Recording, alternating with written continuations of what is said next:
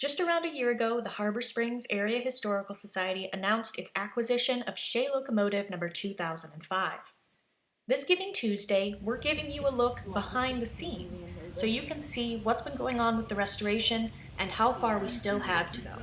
So we're standing right here in front of the piece of the train that makes this a Shay locomotive.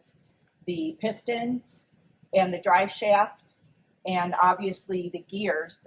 Some of these parts are removed right now, but let's talk about the restoration and what needs to be done just here in this area. This is beautifully handcrafted cast iron. It was done at the turn of the last century. Now, there's some paint on it, but even if the paint weren't on it, there wouldn't be much rust because it's a lot of free carbon in that cast iron. So these are beautiful castings in the original conditions and still probably as good as the day they were built. This part of the restoration won't take anything but cleaning and repainting to make it look good, replacing some parts. Now the water tank, the cab, the boiler, very different situation.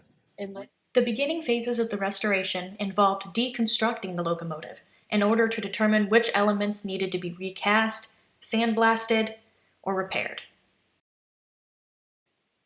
Many elements, including the engine's trucks, were in good shape and looked fantastic once cleaned up. Other elements, however, did not fare as well. The water tank, for example, had extensive corrosion and rust damage and was not able to be saved, though many of the original hardware pieces were kept and will be reused. Have we looked inside here to see what sort of restoration might be needed in this area? Yeah, it'll need to be totally replaced. But only from here back. This thimble on the front is really heavy duty, a lot of cast, so that won't be, that will be reused. We will reuse anything that we can, but some of the boiler itself is it's between the heat, the moisture, and the 120 years, it's just not salvageable.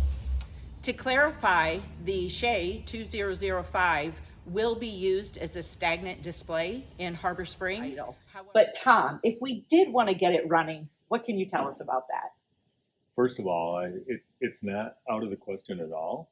This piece of equipment is in really good shape. It'd be about double of what it would cost to do a static display to get it running. But the other part about getting it running is you can't keep it in a cage. You have to have track for it to run on. The restoration of this important historical treasure is expected to take many more months and be very financially intensive for the Historical Society. Our goal is to bring this piece of history back to life, and we can't do it without you. Please consider donating to support this restoration this Giving Tuesday. Visit our website at harborspringshistory.org to learn more and make a donation. Together, we can make history and showcase this important person, invention, and artifact in downtown Harbor Springs.